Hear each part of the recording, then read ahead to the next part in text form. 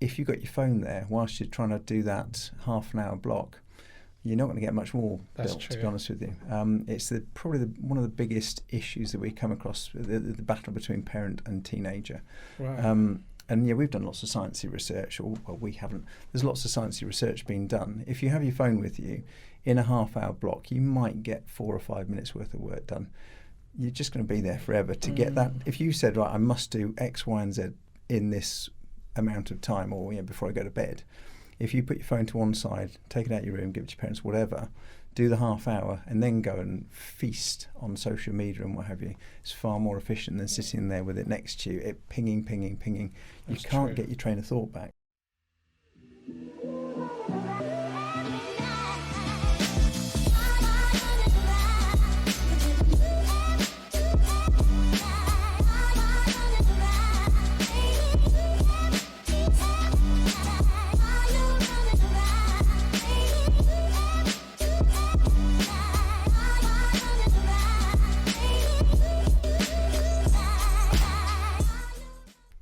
Hi everyone, my name is Rehnell. Welcome to Discussion With. This show is aimed to provide advice, support and empowerment. Now today we have two amazing guests once again.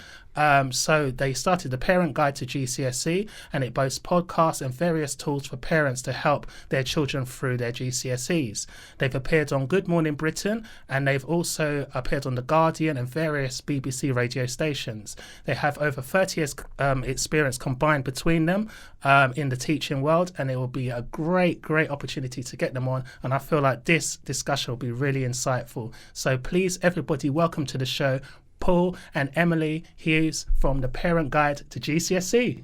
Hello, thanks for having us. Thank you very much for having us. Thanks for coming on the show.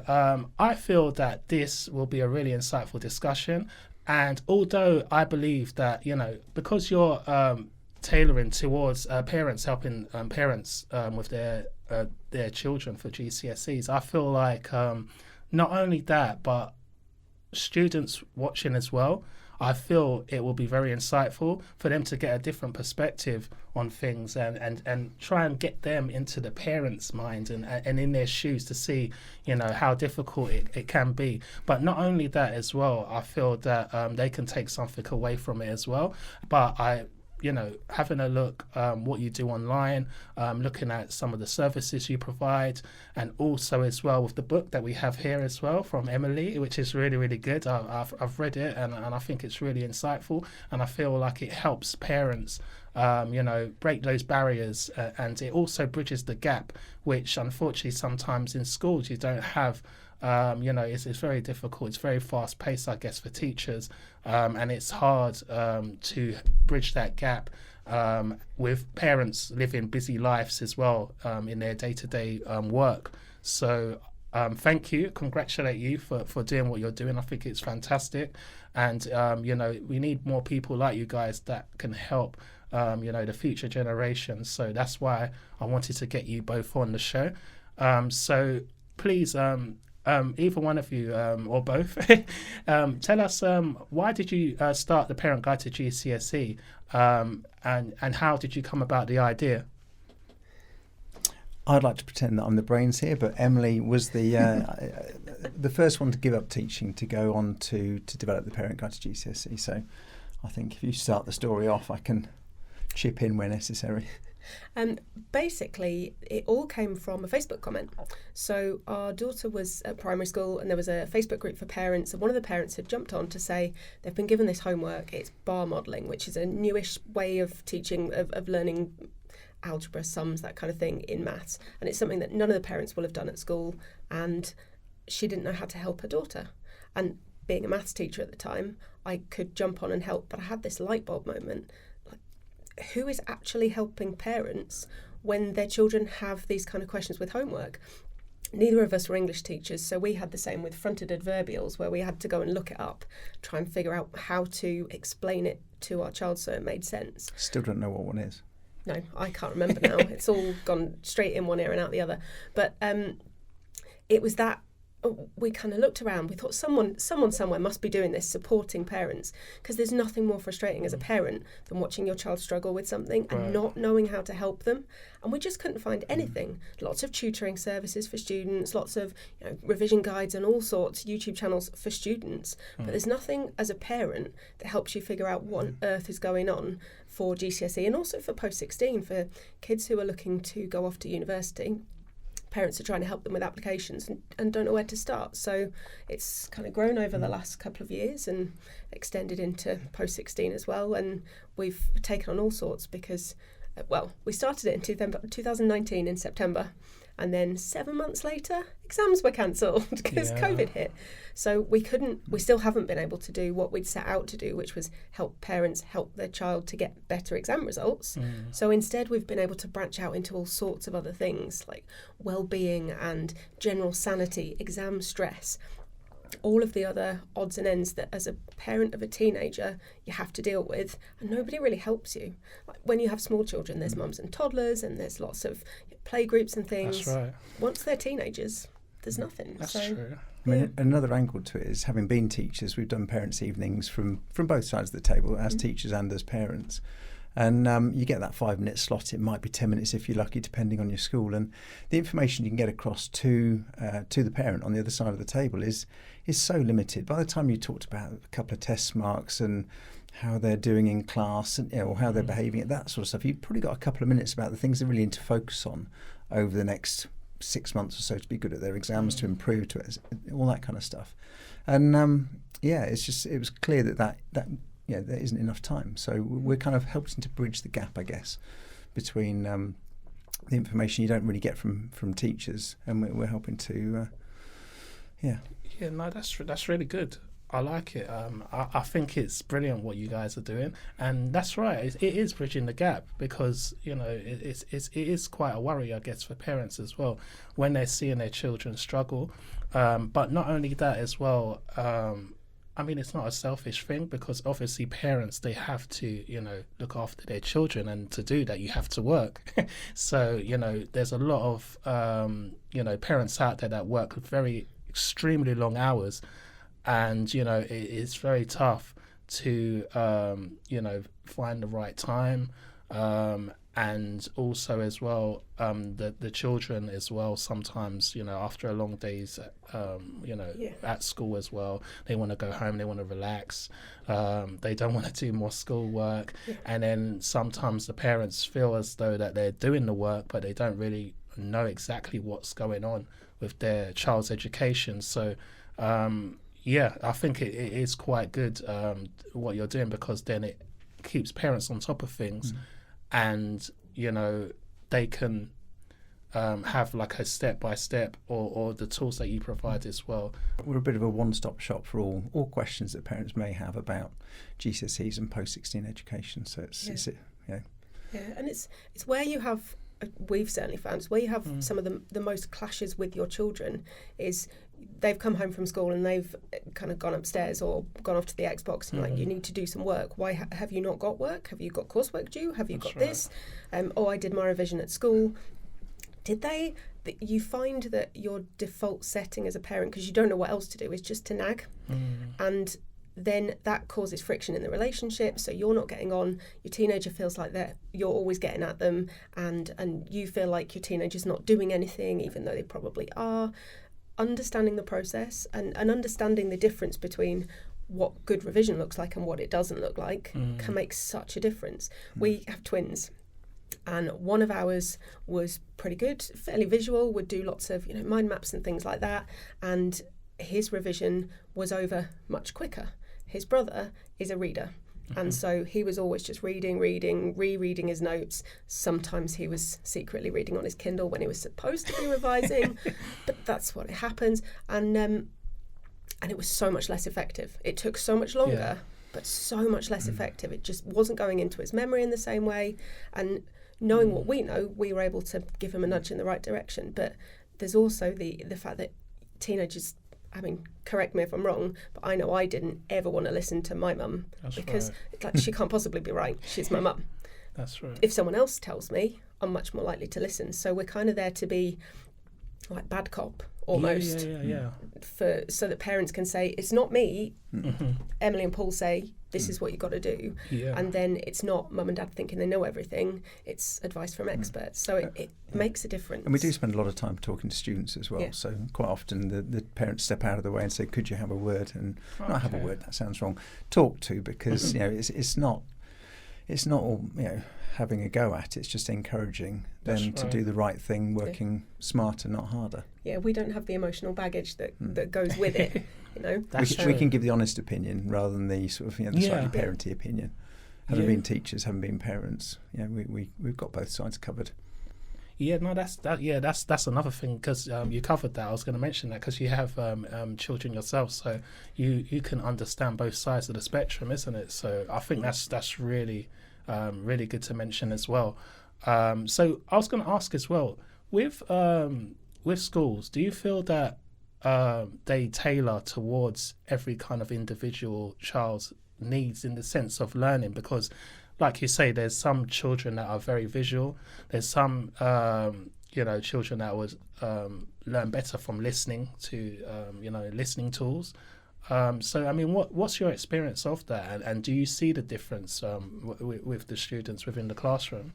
Well, I think the quick answer is no schools can't provide, because there's just too many students and they're not. Right. I don't want to get into politics. There's not enough money. There's not enough funding. Every teacher will always want to look after every one of their students and make it as good a lesson as possible for each individual. But realistically, when you've got 30 to 32 students in there, it is an impossible job. So, and if you've got a child who learns best from getting up and moving about and being really active, that's really tough to manage in a classroom when everyone else is sat and you've got someone wandering around, particularly if then senior management or Ofsted wander into the room and you're having to explain why there's seemingly chaos. You just can't balance all of those things. You can't be everything to everyone when you've got 32 kids in the class. It's really frustrating. Do you know what? I think that's true, because as well, I guess if, like you're saying, if people did come in and look around and things like that, and you've got students doing their own thing, one person's on the headphones, the other person's over there, someone's standing up looking at something. It's just it will be a bit chaotic, and then also it probably will distract other students as well. So it's getting that right balance, isn't it? So that's why it's good to have learning in school and out of school, which he provides, which is really good, isn't it? Yeah. And it's important the student understands their best learning style as well, which we can often help with. If they don't understand how to revise best, what's going to work for them, we can give them lots of different tools to try out, and one usually will sort of be obvious to them, works better. Yeah, that's a good point. It's little things sometimes. We get a lot of questions about students who are perhaps dyslexic and they've got set texts that they have to learn for English literature, and getting them to read it is a nightmare. They've got to do it in school. But if they want to get used to the text, if they want to understand the story, there's an audiobook for that. Stick in your headphones on your way to and from school if you've got a journey, or on your way to and from whatever clubs you do outside of school, and you'll find you get through the story actually really quickly, and you probably get a better understanding of it that way if that's the way that you learn than by reading through the text. You've got to do both, because they've got to be able to pick out bits in the text, but they'll do that side of things in school. So those little tiny hacks almost to the way that you're learning can make a world of difference to kids sometimes, and it's whether you kind of think of that, because school will tell you, here's the book. That's right. I mean, we've created a load of resources for English literature, and a lot of it is, we haven't created them, we just pointed them to YouTube a lot of the time, because if you're doing, Taming of the Shrew, I've never watched it, don't know what it's about, but I can guarantee you on YouTube there is the Tunbridge Wells Amateur Dramatic Society and all the other 500 all recorded it. It's the same play. If you watch it, you start to understand about the various scenes, the various characters, and it's the sort of thing that you're probably not going to show your mates that's what you're watching. Yeah. But when you're on the commute on the bus or in the car, it's the sort of thing that you can start to immerse yourself in, little bits at a time, 5 minutes here, 10 minutes there, which it starts to go in. So and it saves you time in the evening then. If you're doing it on your journey where you're already committed time-wise, there's nothing much else you can be doing that's productive, make the most of it. use it for a bit of studying, find a really great podcast where you can learn things, and use that to your advantage, so that when you get home you can just chill a little bit. So yeah. That's a fair point. And some of the acting, by the way, the amateur stuff is terrible, so you're more likely to remember it as a student watching and thinking, no, I remember that because... Yeah, that's true. Yeah. No names. That's brilliant. No, thanks for that. I was going to ask you both as well. So tell us a little bit about your careers in teaching. We started at the same school on the same day back in 2004. Oh, January really? the 4th, 2004, I'm going to go with. It was our first jobs, and we weren't fully... Second teaching placement. Yeah, so we weren't, we hadn't signed on the dotted line to this school. We were just doing our placements at that stage. But we then got subsequently, we were given jobs starting in September. We had to do that 9 months first. So we started on the same day, and we were married to different people at the time.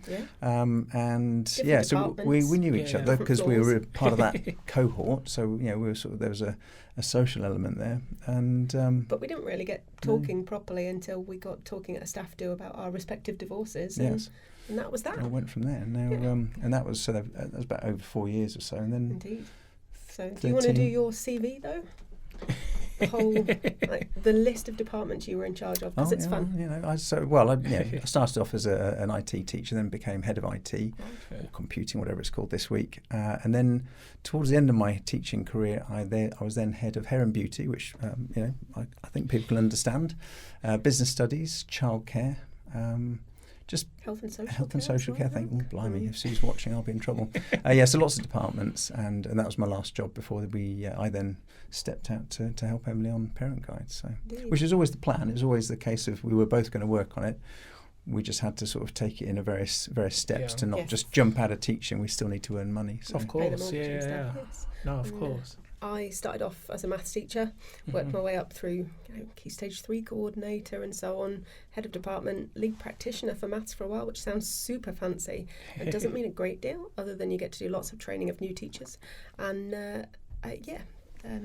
all sorts. I think at one point I was in charge of setting up the parent champions for my school, which clearly was a sign of things to come. But I had a couple of bad bosses in a row and a bit of a mental health wobble, and decided that my sanity was more important than my salary, which was why I started to step away from teaching. And it took a big jump because stepping away from a position, certainly when you've worked your way up in terms of salary, is terrifying. Of course, yeah. But it just felt like the right thing to do. And there's obviously so much scope for it. I mean, at some point, in future development, once we finish taking over the world, or whatever we're going to call it, Parent Guide to primary schools. So when they first start, how do you help them get ready? How do you help them with their socialising? What should you be expecting them to be able to do, to not be able to do? Yeah. There's a lot of scaremongering in terms of, my child can recite the full works of Shakespeare at the age of 6, and everyone else, and you're like, but my child just was caught licking the carpet the other day, and you feel terrible as a parent, but it's not what it's about. They all develop at their own stages, and it's about having that place to go, this is the challenge I'm facing, and have lots of parents go, oh yeah, me too, it's fine, it'll be okay, because that's what you need, that community, that reassurance. So we're hoping from first day of school through to last day of school, we will be that one place, but we need to make sure we get the right people in. That's right. Because they need to be experts. We both know secondary school.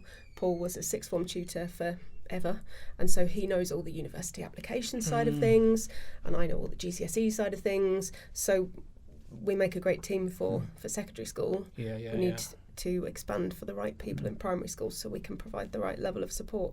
But stuff like getting a Senko on the team would be amazing, because we're getting a lot of people asking a lot of questions about, my child has this particular need, what does this mean for their exams, how do I help them do this? So and having an exams officer, we've got lots of plans. That's because exams officer, there's so many questions that about access arrangements for students with special educational needs, and we know a bit about it, but there's nothing quite like having a specialist on the team. So it's the sort of thing you struggle to find out from school sometimes, because finding the right person is tough at school. Getting hold of them is tougher. Getting hold of any teacher at school is a challenge, because teachers are running from classroom to classroom, from lesson to lesson, to meeting, to getting hold of someone for long enough to have a conversation is really tricky. Which is So- why our new jobs are so cool, because we do work for ourselves, but we do spend a lot of time talking to parents. We spend a lot of time talking to students. I mean, at the moment, I'm doing a lot of work with students on personal statements for university, so I do a lot of Zoom calls. I mean, sometimes the parents are there, which is fine, but a lot of the time it is just me talking to the teenager, helping them through, making sure the personal statement is as punchy as it can be. Yeah. So I still get lots of the sort of the thing I enjoyed about education, the spending time helping students out, which is fabulous, just without the politics, I think, that goes with the it. stress So levels, I think yeah. I've got possibly one of the best jobs on the planet. So. I think so. Yeah, no, Although my boss, a bit hard to work for sometimes. No names. I think it's really good what you're doing. I feel like, expanding into different areas of education would be fantastic, like primary school, universities, etc. I think, that would be really, really good. Because it'll be like helping somebody that's might be struggling in primary school, or even after A levels, degree, etc. So I mean, we know brilliant. exactly who we want to hire. Yeah. Exactly who for each position. Oh, brilliant. We just need to Planned sort it. of and we just need to sort of expand what Yeah. we do. It's all about cash flow, I guess. Yeah. We need to just be. Rome wasn't built in a day. Yeah. I'm very impatient, and I just want to do all the things right now. That's true. You can't rush brilliance, they say. So like yeah. that. Well, I'm going to use that more often. I'm still a work in progress, basically, is what I'm hearing. Yeah, it's that's the thing. We all learn, isn't it? We're all always learning, even until our later stages in life. Every day is a learning curve, and that's why I feel like what you're doing is brilliant, because I feel like parents feel that it's not in a bad way, but they just feel that everything's being taken care of in the education system, so to speak, and they don't feel that they need to step in, or some don't. I mean, there is some parents out there that I'm pretty sure that they are, but I feel like what you're doing, it really does bridge the gap. So yeah, brilliant. I was going to ask as well, actually, what do you guys think of the new GCSE system? The changing of the A star to G to 1 to 9, it messed with a lot of people's brains, because the old O-level system was 1 to 9, but the other way around. Right. So as an employer, looking back through CVs from sort of 18-year-olds all the way through, it's going to be interesting to figure out who's what. My big worry is that they've put in a 9 at the top, so that they can eventually put in a 10, just to keep moving the goalposts. Right. But I think coursework, and the fact that Michael Gove, when he was in charge of education, took out coursework pretty much, just it was gone. Right. Certainly over the last couple of years with COVID and teacher assessed grades, that's been a big oops, because there's nothing, there aren't the same assessment points throughout. Don't get me wrong, coursework was questionable at times, but I'm not sure the changes have been for the best. Certainly not for everyone. It's much more. Everyone has to be really academically focused. It's all about the super academic subjects and the people who are going to go on to university. And I think we're leaving a lot of people behind who are more creative and just need that space to be able to do all the really cool stuff that otherwise in lockdown we wouldn't have had any shows to watch, any music to listen to. It's a That's really true. important part of our society, and it's not being as valued in terms of GCSE subjects and funding particularly. So Yeah. I mean, when our twins went through GCSEs, their grades were given in, some were A's to ABC, etc. Some were 1 to 9, and some were pass merit distinction. There were 3 different grading systems all on one Oh wow. results thing. Which, when you then go to an employer and say, "Can I have a job, please? Here's my CV," it looks a bit messy. Whereas the old style, whereas I've got 3 B's and 4 C's and 8 A, whatever it was, quite easy to understand. But this mix and match, it's a bit tricky, but I think people will get used to it. Employers will certainly get used to it now. I think it's here to stay. Although they're about to mess around with A levels, I think. So that's the next one. That'll be numbers as well. So No, that was really good. Thanks for that. So what? obviously we want everybody to check out the Parent Guide to GCSE, so not giving too much away, but just a little taster for parents out there. What would you recommend, motivating tips for parents to give their children whilst they're studying for their GCSEs? Well, I think number one is help them figure out what they're working towards, because grades on a piece of paper don't really motivate many people. If they know that getting a certain amount of grade 6s will get them into the course that they want at post 16, that's a bigger motivator. If that's then going to get them onto the uni course or the degree apprenticeship or into the job that they love, that they think is going to be amazing, that's an even bigger motivator. So if they know what they're working for, it comes from them and not from you having to nag as a parent. Right. And it's the same for all of us. If we've got a reason to work for something, we're much more likely to do it. If you've got a reason that you want to, you're going on holiday and you want to lose a few pounds before you go, you're much more likely to stick to the diet plan and the exercise. That's true. Because you've got a point to it. So figuring out what they're working towards is probably the biggest thing. And then having a plan is probably the next most important bit. Do you want to... Well, no, you're talking about the goals, and that's why we created a goal setting masterclass, which kind of talks a lot about making sure that you have that thing that you want to do in the future, sitting there, reminding yourself about it pretty much every day as you're sitting there thinking, this is a lot of revision, I've got a lot of work to do, I'd rather be doing X, Y, and Z, but your goal is sitting there constantly in front of you. But in terms of the revision plan, is that what we're talking about? Yep. Yeah, just if you don't have a plan as a student, you're not going to do it. It's as simple as that. And the plan that we suggest, and it's free on our website, is just do half an hour an evening. At this stage of the year, if you're in year 11, half an hour at this stage of the year, every evening, probably take weekends off. Half an hour is not a lot of time. Do all the things that you want to do. Go and see your mates. Go and play sport. Go to the not negotiables should be put in first. There will be half an hour every evening where you can fit in some revision. 2.5 hours that week, 5 days. It starts to build up, and particularly with the revision plan that we've kind of developed, it shows you at the end of it, if you carry on doing that, this is how many hours of revision you'll have done by the time your exam starts. And it's actually quite impressive that little and often turns into a huge amount by the end. So we're not saying, by the way, as the exams are approaching in sort of May, June time, half an hour is all you need to do. But at this stage of the year, half an hour is a pretty good benchmark, because they'll still have homework. Yeah, so if you are watching this later on, it's probably the first term, we'd say half an hour, second term, 2 lots of half an hour, third term 3 lots, purely because they'll have lots of homework to start with, and then by the end of the year it's more revision, because whether they're in year 10 or year 11, they'll still have end of year exams of some kind, whether they're the GCSEs or not.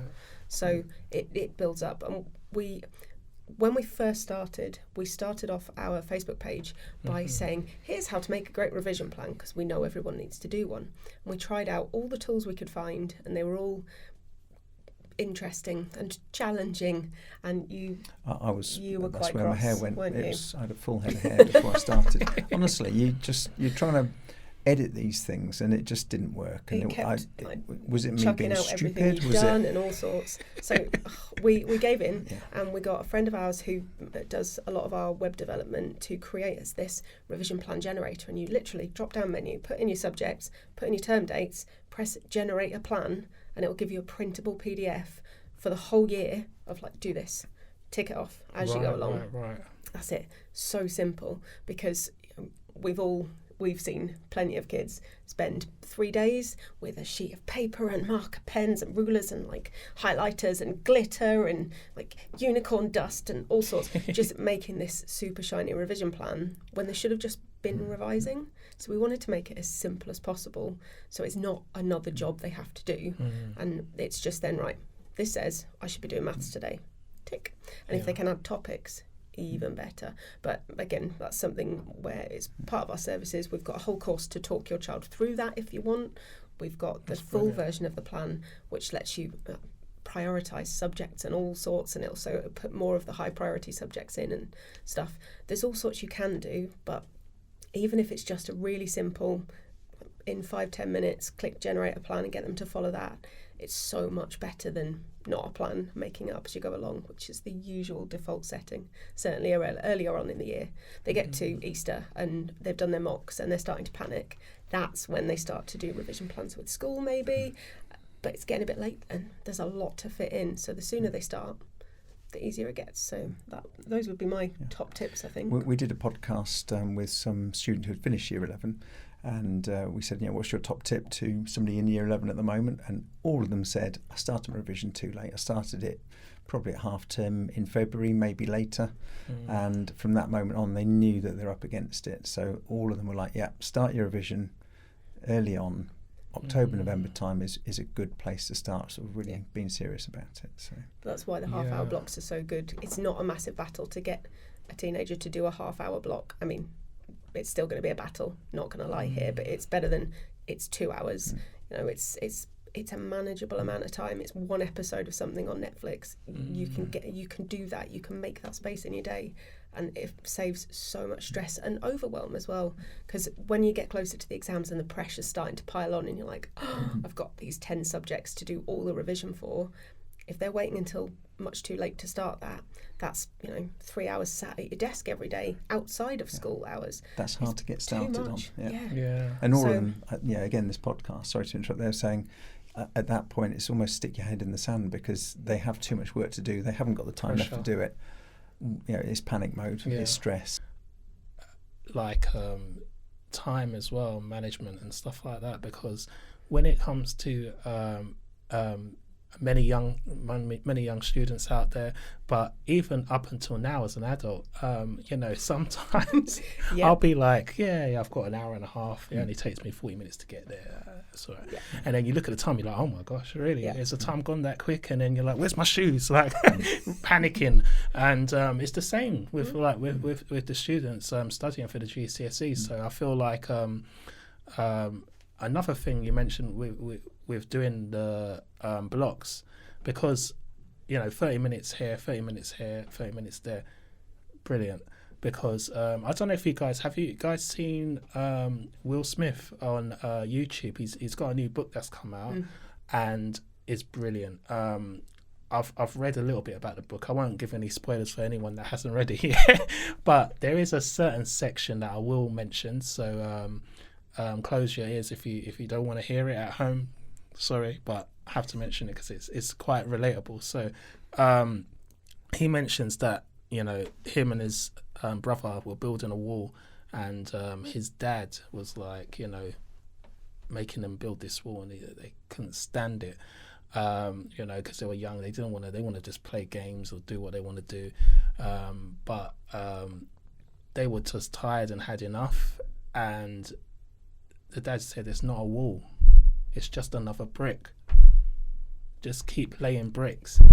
And when you look at that kind of angle, it puts it into a whole different perspective. So like if you're building like a really massive wall, even like the Great Wall of China, if you look at the task overall, it looks immense and very stressful, and even for me when I was doing my GCSEs, I was stressed, and you look at it and you think, I can't do this. Even when I was younger, I struggled with GCSEs because I was just stressed out about it and I didn't know what to do, kind of thing. And I left it late. I thought I had loads of time crept up, and then I'm rushing trying to do it, and I failed some of them. I think I didn't really get many good grades, to be honest. But if you look at it from just taking your time out and doing it section by section, half an hour here, half an hour there, and having a plan as well, like what you both have mentioned, is really, really important. And they completed the wall, so and it was a really amazing analogy and from Will Smith of looking at life differently. With every task that he does, he just makes sure that he gets it done. It doesn't matter what it is. He'll just chip away at certain things, and then eventually he'll complete the overall goal. So it's brilliant. So anyone listening or watching, definitely check that out, because that was really inspirational from him as well. So yeah. Another sort of taking that analogy and extending it in terms of building the brick wall, if you've got your phone there whilst you're trying to do that half an hour block, you're not going to get much more built, to be honest with you. It's probably one of the biggest issues that we come across, the battle between parent and teenager. Right. And yeah, we've done lots of sciencey research, or well, we haven't. There's lots of sciencey research being done. If you have your phone with you, in a half hour block, you might get 4 or 5 minutes worth of work done. You're just going to be there forever to get that. If you said, right, I must do X, Y, and Z in this amount of time, or before I go to bed, if you put your phone to one side, take it out of your room, give it to your parents, whatever, do the half hour, and then go and feast on social media and what have you, it's far more efficient than sitting there with it next to you, it pinging. You can't get your train of thought back, and that brick wall will take a long time to build. So that's the sort of another one of our top tips. Yeah, it's challenging because I'm certainly, definitely, in fact, addicted to my phone. It's paining me that it's in my bag right now. And I haven't checked it for ages. But for teenagers, it is at least as bad as that, because they've grown up with that constant source of my friends are right here. That's right. Which we didn't do. If we wanted to phone our friends, you had to wrestle someone off the internet.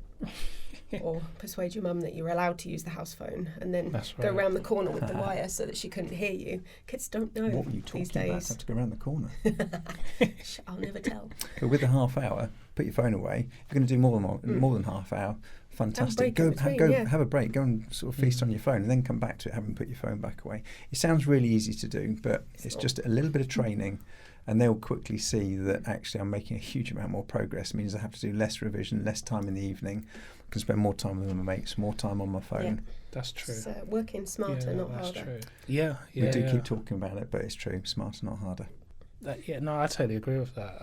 No, that's brilliant. I think, I think time is very, very important, and making sure that you have the plan, working smarter. So I think there's definitely a lot that people can learn from this. I feel like, especially both parents and students. So I quite like that. I quite like the way how you've put that together. Actually, that sounds really good. So with your services online, what would you say is say for instance I'm a parent and I want to find out more about your services, what's the best way to go about it, and what would you recommend a first-time parent visiting your website, what they should do first? Oh, first time visiting the website, that's a challenging one. I like that. I would have a look at the various different services and see what fits, because every child is different, every family is different, and it's not one size fits all. So for some people it might be grab a copy of the book, because it's just little bite-sized chapters that you can dip in and out of that'll give you an overview of the little bits you need to know so that you feel confident to then get on.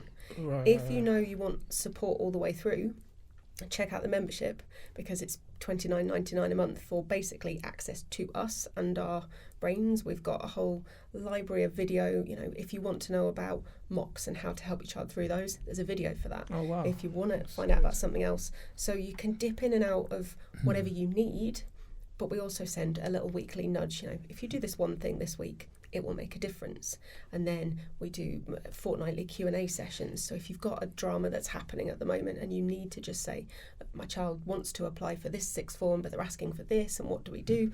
Jump on and ask, because that's what we're here for.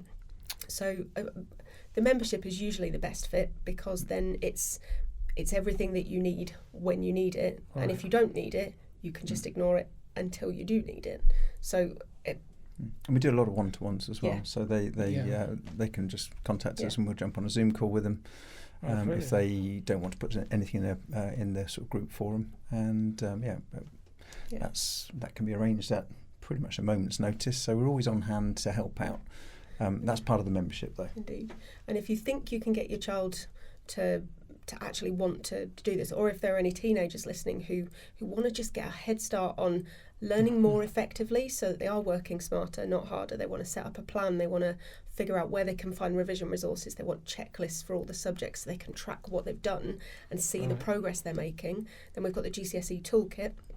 which talks them through all of those things. They get all the tools and all the skills that they need to then make a really great start on their GCSEs, or even if they're getting towards mocks, just it's working more effectively and knowing where all the resources are to then help them. And as a member, you get access to all of that anyway, which is why I say membership's the best way to do it, because if you're one of our members, you get everything, because we love our members. So whenever we make something new, they get access to it. It's probably the best way to do it.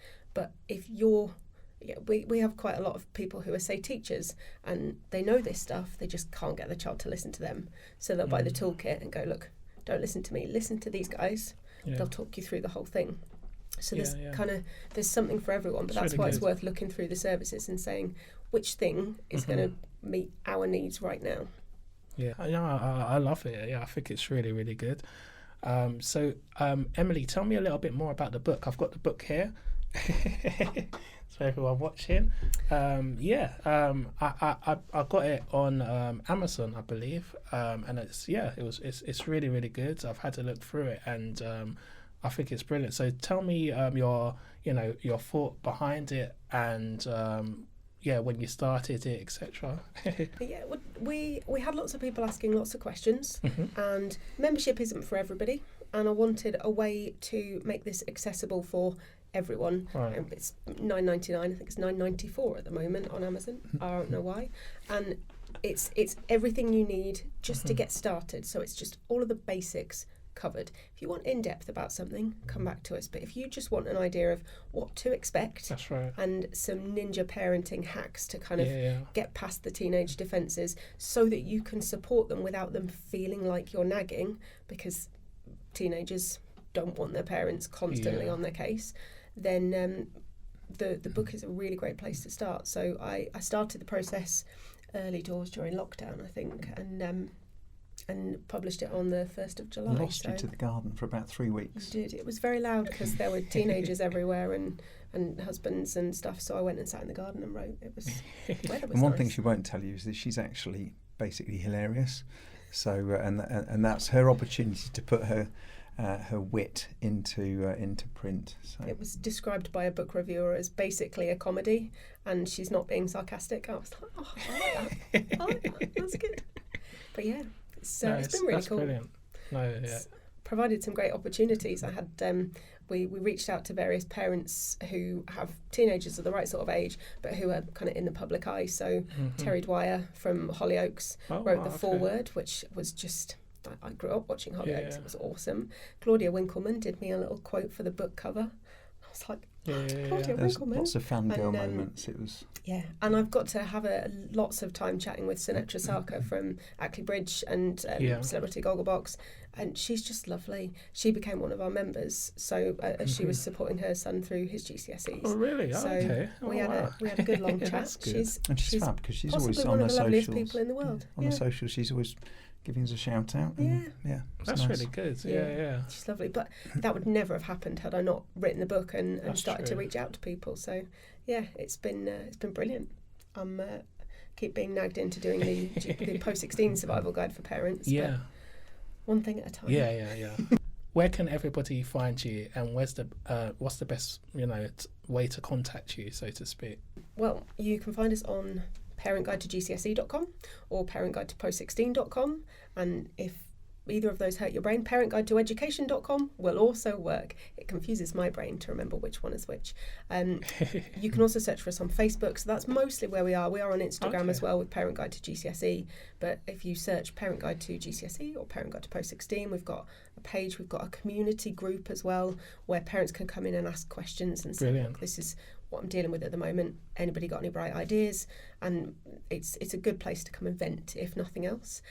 But they are probably the best places to find us. Or you can have a look for our podcast, which is the Parent Guide to GCSE podcast. But yeah, or look on Amazon for this amazing pink book. Yeah. If you Google Parent Guide to GCSE, you should find us somewhere near the very top in one way or another. Yeah, brilliant. So today we had Paul and Emily Hughes from the Parent Guide to GCSEs. I think today was a really, really great discussion because it was about bridging the gap. And if you're a parent at home that has young teenagers up until the moment that they're about to do their GCSEs. It will be really insightful to check out what they do online on their website.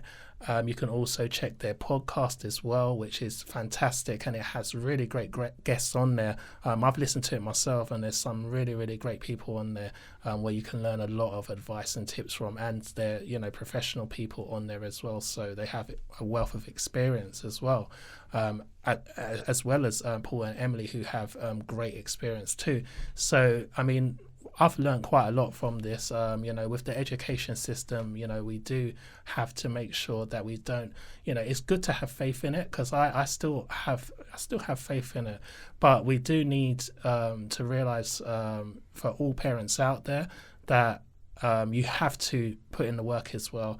And I know that we all live busy lives, but if you have a plan in place and you can work together with your child, you can, you know, make them succeed, and they can get the grades that they want from their GCSEs. So, you know, what Paul and Emily do, I think is fantastic, because it helps bridge that gap with the tools that they have online, you know, the mentoring, being able to, you know, speak to them one-to-one, having a plan, time management. All of this is key for your child to make sure that they achieve their GCSEs. And I think, you know, what they do is absolutely amazing. So you must check it out. Make sure that you get the book. Make sure that you check the podcast. Make sure that you have a look online on their website for the tools and services that they provide. And I think it's all about working together, you know. So if you are a student listening to this, you know, your parent might be nagging at you to try and do, you know, your GCSEs, but it's all for the good, all for the better good. And, you know, make sure that you have, you know, understand their perspective as well. And, you know, they only want the right for you. And I'm sure as well, deep down, that you want to do the best for yourself as well with your GCSEs. So if you're, you know, struggling, get in contact with Paul and Emily as well. And I think, you know, they'll definitely be able to help you as well if you're suffering, you know, with a little anxiety, or you're not sure what type of revision to do, what type of plan to do. So I think it was really insightful. I think it was a great discussion. And I'd like to thank Paul and Emily for coming on the show. And we look forward to see you on the next one. Take care.